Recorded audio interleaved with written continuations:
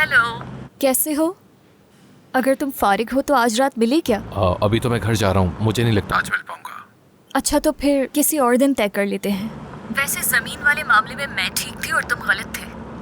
कौन सी जमीन? तुमने उस दिन जमीन का जिक्र किया था ना, वो तो फरोख्त हो चुकी है। नहीं, मुमकिन नहीं है। वो जमीन मेरी आंटी की है। अगर बिकी होती तो उनके इल्म में होता। कंपनी ने ही उसे फरोख्त किया है। मुझे इसलिए मालूम है क्योंकि वो जमीन रेहान साहिबा के नाम पर नहीं है। ठीक है।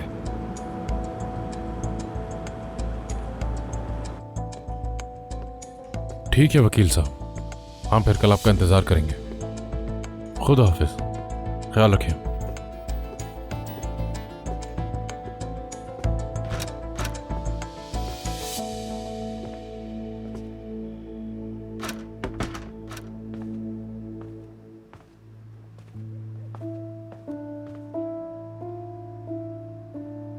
मरियम,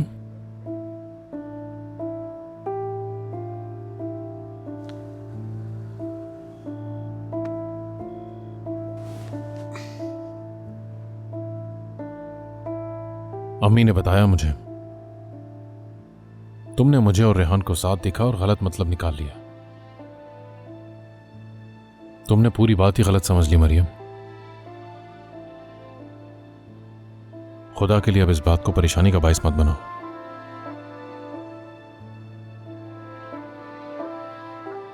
तो फिर बताओ कि आखिर सच बात क्या है?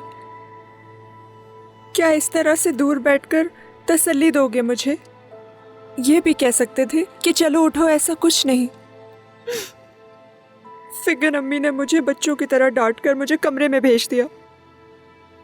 क्या हूं मैं? नौकरानी हूं इस घर की। मेरा दिल टूट गया है मतीन, और तुम इसे जोड़ने के लिए कुछ भी नहीं कर रहे हो।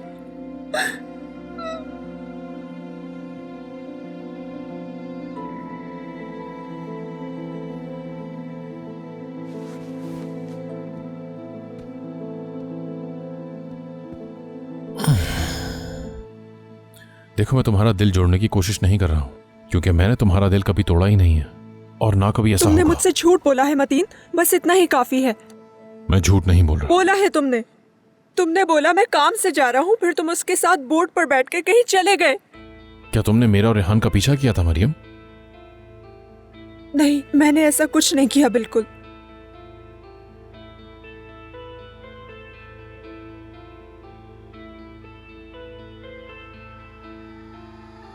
अफसोस है कि मैंने तुम्हें इस बारे में कुछ नहीं बताया।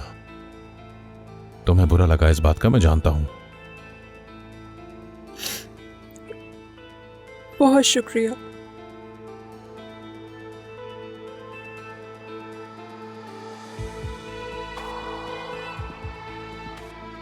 कहाँ जा रहे हो? क्या तुम मुझे नहीं बताओगे कि तुम उसके साथ कहाँ और क्यों गए थे? नहीं बता सकता मरियम। क्यों नहीं बता सकते मुझे? पागल हूं क्या मैं? बताओ मुझे। बीवी की हैसियत से मैं सब कुछ जानने का हक रखती हूँ। तुम कहाँ गए थे? इतनी देर तक तुम लोगों ने क्या किया? मेरे इन तमाम सवालों का तुम्हें जवाब देना होगा। देखो मरियम, मैं इस वक्त सिर्फ इसलिए खामोश हूँ क्योंकि तुम दुखी हो, लेकिन तुम्हारे इल्जामात बढ़ते जा रहे हैं। मैंने समझाया भी और माफी भी मांग ली। अब तुम अपने आप को संभालो। नहीं संभाल सकती मतीन, मैं ये नहीं कर सकती। जब तक वो औरत हमारी जिंदगी में है, मैं खुद को नहीं संभाल सकती। उसकी तो बेटी भी मर चुकी है, अब वो हमारे साथ क्यों रहती है?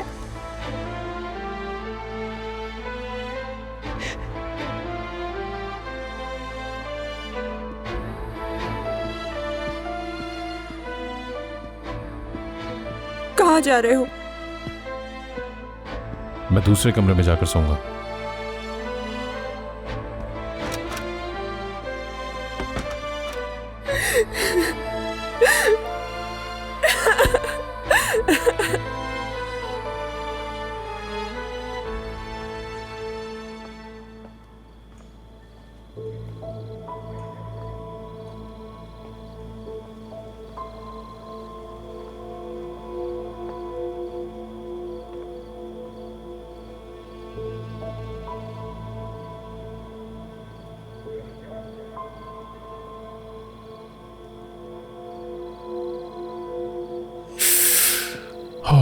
हाँ, तो क्या चल रहा है मतीन आलकान?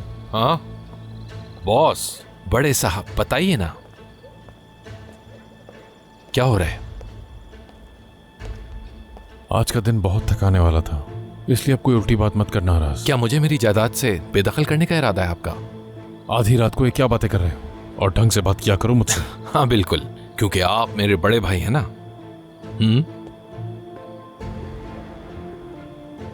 अराज, जो भी कहना है कहो और यहां से जाओ। ठीक है। आंटी की जमीन जो जजीरे पे थी वो कंपनी के नाम पे बिक गई है। अब चूंकि आप बड़े बॉस हैं तो मैंने कहा आपसे पूछ लूं। आप तो सब कुछ जानते होंगे ना। तुम्हें ये कैसे पता? हाँ, मैं कैसे जानता हूँ, क्योंकि आंटी ने मुझसे लोन लिया था जो कि वो मुझे वापस करने वाली थी उस जमीन को बेचकर जो आप पहले ही बेच चुके हैं। जिन बातों की तुम्हें समझ नहीं है उस बारे में बात मत करो मुझसे। दरअसल बहुत गहरा ताल्लुक है, क्योंकि मैंने आंटी को कर्जा दिया था, लेकिन मैंने ये नहीं सोचा था कि मेरा ही बड़ा भाई मेरी आंटी को चकमा दे देगा। संभाल के बात करो आराज, तुम मुझसे ऐसे कैसे बात कर सकते हो? सॉरी, आप सही कह रहे हैं। मुझे तो ये कहना चाहिए था कि आपने उनकी जमीन हथिया ली। तरफ देखो आराज। हाँ बोले, मारेंगे मुझे? दफा हो जाओ यहाँ से। नहीं नहीं, आइए मारिए मुझे, मारिए ना, इसमें बड़ी बात क्या है। और परेशान ना हो, मैं अच्छा। पिटने से डरता नहीं हूँ। कभी जिंदगी में मार खाई भी है? तुम जानते हो उसका क्या मतलब है? किस बात पे लड़ाई हो रही है आखिर? तुम लोग कर क्या रहे हो? मारपीट, झगड़ा? उम्र चाहे जितनी भी हो, मैं तुम दोनों को लात मार के निकाल दूंगी यहाँ से। बताए ना अम्मी को क्या बात हो रही है। अम्मी आप जाकर आराम करें, मैं संभाल लूंगा। नहीं नहीं नहीं नहीं, आप इस तरह इस मौजू को नहीं छोड़ सकते। अम्मी और आंटी जान के रहेंगी आपके क्या हो रहा है। रेहान को कुछ नहीं पता चलेगा। वाह, तभी तो मैं कहूं ये कैसे मुमकिन है कि बड़े बॉस की इजाजत के बगैर ये सब कुछ हो सके। कितना ही भोला हूं मैं, आज समझ आया मुझे। इसमें कोई बड़ी बात नहीं है आराज, यह हमारा खानदानी मामला है। वैसे भी वकील कल आ रहा है। मुझे वाकई आप दोनों पे यकीन नहीं आ रहा इस वक्त। आप दोनों मिलकर अगर कत्ल भी करें तो किसी को ना पता चले। शर्म आ रही है मुझे इस वक्त इस पे बात करते हुए भी। तुम रेहान से एक लफ्ज भी नहीं कहो।